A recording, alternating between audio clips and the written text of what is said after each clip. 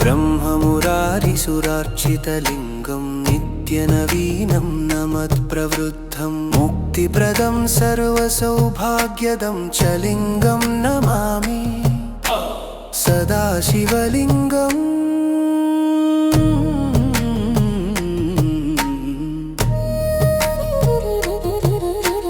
देवमुनिप्रवरसंसितलिङ्गं कामदहनकरुणाकरलिङ्गं रावणदर्पविनाशनलिङ्गं लिङ्गं नमामि सदा शिवलिङ्गम्।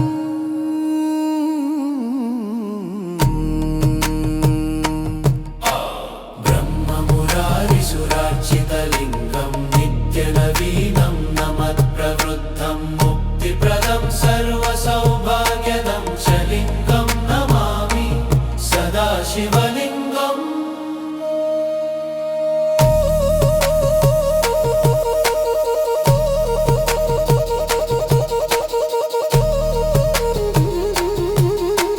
सर्वसुगन्धसुलेपितलिङ्गं बुद्धिविवर्धनकारणलिङ्गं सिद्धसुरासुरवन्दितलिङ्गं लिङ्गं नमामि सदा शिवलिङ्गम्।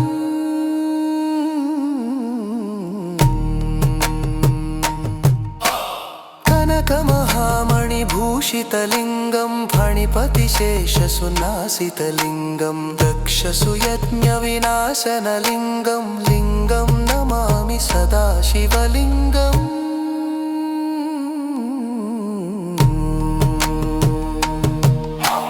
ब्रह्ममुरारिसुरार्चितलिङ्गं नित्यनवीनं नमत्प्रवृद्धं मुक्तिप्रदं सर्वसौभाग्यदं च लिङ्गं नमामि सदा शिवलिङ्गम्।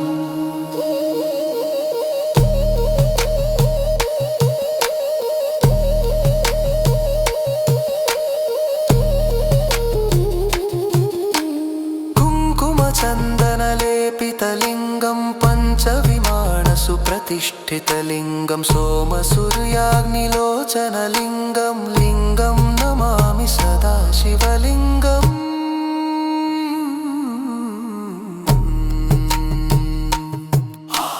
देवगणार्चितसेवितलिङ्गं भावैर्भक्तिभिरेव च लिङ्गं दीनासुखप्रददानलिङ्गं लिङ्गं नमामि सदा शिवलिङ्गम्।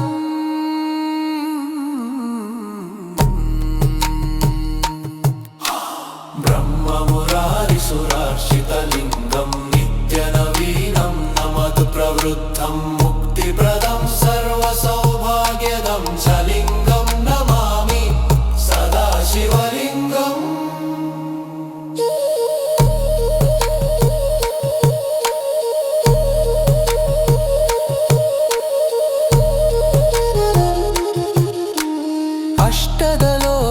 अष्टदलोपरिवेष्टितलिङ्गं सर्वसमुद्भवकारणलिङ्गम् अष्टदिक्पालवन्दितलिङ्गं लिङ्गं नमामि सदा शिवलिङ्गम्।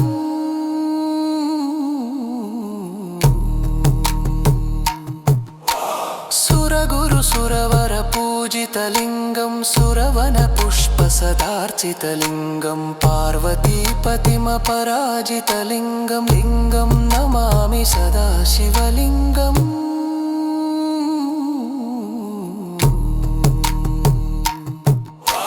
ब्रह्ममुरारिसुरार्चितलिङ्गं नित्यनवीनं नमत्प्रवृद्धं मुक्तिप्रदं सर्वसौभाग्यदं च लिङ्गं नमामि सदा शिवलिङ्गम्।